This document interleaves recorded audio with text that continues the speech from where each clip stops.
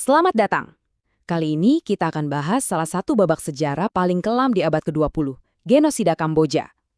Ini adalah cerita tentang sebuah rezim yang punya obsesi gila buat memulai peradaban dari titik nol, sebuah ide yang akhirnya memakan jutaan nyawa.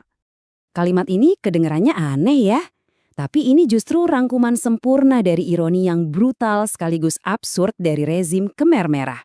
Sebuah rezim yang benci banget sama orang-orang pinter, tapi di saat yang sama meniru simbol-simbol mereka. Nah, gimana sih semua ini bisa sampai terjadi? Oke, jadi apa sih sebenarnya tahun nol ini? Ini bukan sekedar ganti tanggalan. Ini adalah ideologi super radikal buat menghapus total sejarah, budaya, dan identitas sebuah negara. Coba bayangin, semua yang kamu tahu, keluarga, kerjaan, keyakinan kamu, semuanya dihapus dalam sekejap. Itulah mimpi buruk yang mereka coba wujudkan. Biar kita lebih gampang memahami tragedi yang rumit ini, kita akan bedah satu persatu. Mulai dari ideologi tahun nol itu sendiri, terus kita lihat akar masalahnya, neraka yang terjadi di ladang pembantaian, siapa dalangnya, gimana rezim ini berakhir, sampai perjuangan mencari keadilan yang ternyata panjang banget. Yuk kita masuk lebih dalam ke ideologi mengerikan yang jadi fondasi dari semua ini. Nah, sekarang pertanyaan besarnya, gimana caranya hal sebrutal ini bisa kejadian? Genosida itu nggak muncul tiba-tiba. Ada akar-akar masalah yang rumit yang bikin kekejaman ini bisa tumbuh subur. Mari kita urai satu persatu. Jadi, ada 4 pemicu utama yang saling nyambung. Semuanya berawal dari ideologi ekstrim buat bikin negara petani komunis yang katanya murni. Ideologi ini kemudian memicu ketakutan berlebihan sama pengaruh asing. Semua ini terjadi pas negara lagi kacau balau karena perang saudara. Dan di puncaknya ada Pol Pot, pemimpin yang super otokratis dan paranoid. Nah, kutipan ini nunjukin dengan jelas logika gila di balik ideologi mereka. Ini bukan lagi soal politik, ini soal pemusnahan total. Siapapun yang dianggap nggak murni, entah karena dia sekolah tinggi, bisa bahasa asing, atau bahkan cuma karena pakai kacamata, dianggap musuh yang harus dihabisi. Oke, dari ideologi kita pindah ke prakteknya. Gimana visi tahun nol ini dijalankan di lapangan?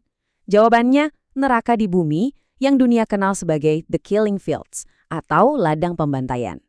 Semua ini terjadi dalam waktu yang singkat banget loh, cuma 4 tahun.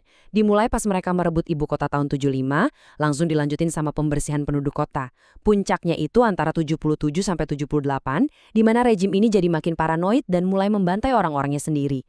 Akhirnya mimpi buruk ini berhenti setelah Vietnam menginvasi di akhir 78. Ada 3 lokasi yang jadi simbol kekejaman rezim ini. Phnom Penh, kota yang tadinya hidup, dikosongkan dalam semalam. Penduduknya diusir ke pedesaan buat kerja paksa di kamp-kamp.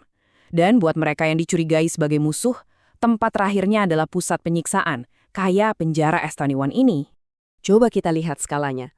Cuma di satu tempat aja, di penjara S21, diperkirakan ada 20.000 orang yang ditahan dan disiksa. Mereka ini bukan tentara musuh loh, mereka itu guru, dokter, insinyur, bahkan anggota Khmer Merah sendiri yang dicurigai, yang dipaksa ngaku jadi mata-mata. Dari 20.000 orang itu, yang kita tahu berhasil selamat, cuma sekitar 12 orang. Ya, cuma 12. Angka ini nunjukin kalau S21 itu bukan penjara biasa, tapi mesin pembunuh yang sangat efisien. Stasiun terakhir sebelum dieksekusi. Dan kalau kita lihat gambaran besarnya, skalanya benar-benar nggak masuk akal. Ini baru jumlah korban yang dieksekusi langsung, yang jasadnya ditemukan di lebih dari 20.000 kuburan massal di seluruh negeri. Angka ini bahkan belum termasuk ratusan ribu orang lainnya yang mati kelaparan dan karena penyakit di kamp pekerja paksa. Lalu, siapa orang-orang di balik mesin pembantaian yang sangat terorganisir ini? Yuk kita kenalan sama para arsitek genosida Kamboja. Di pusat dari semua ini, ada satu nama, Pol Pot. Seorang Marxis lulusan Paris yang visinya tentang utopia petani yang murni malah jadi cetak biru buat pembantaian massal. Dialah otak dan wajah di balik rezim teror ini. Tentu Pol Pot nggak kerja sendirian. Dia punya lingkaran dalamnya. Ada Nuon Chea, si ahli ideologi sekaligus tangan kanannya. Ada Ieng Sari yang jadi wajah rejim ini di panggung dunia. Dan di lapangan ada para eksekutor kayak Dutch, komandan penjara S21, yang dengan teliti menjalankan perintah buat menyiksa dan membunuh ribuan orang.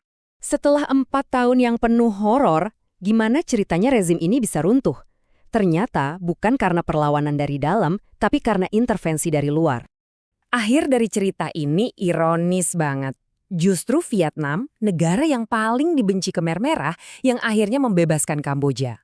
Phnom Penh jatuh tanggal 7 Januari 1979. Tapi poin yang paling penting dan bikin geram itu ada di baris terakhir. Pol Pot, si arsitek utamanya, meninggal hampir 20 tahun kemudian tanpa pernah diadili atas kejahatannya. Runtuhnya rezim ini bukan berarti ceritanya selesai. Buat mereka yang selamat, ini justru awal dari perjalanan yang sangat panjang dan menyakitkan buat mencari keadilan.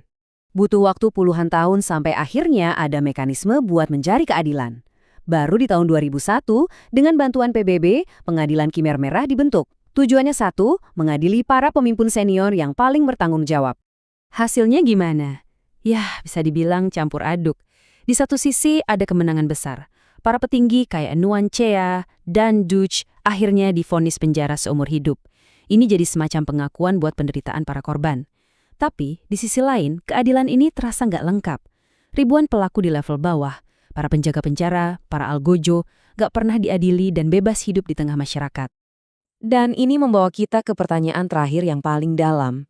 Setelah sebuah rezim berusaha menghapus total memori bangsanya lewat tahun nol, gimana caranya sebuah negara bisa pulih?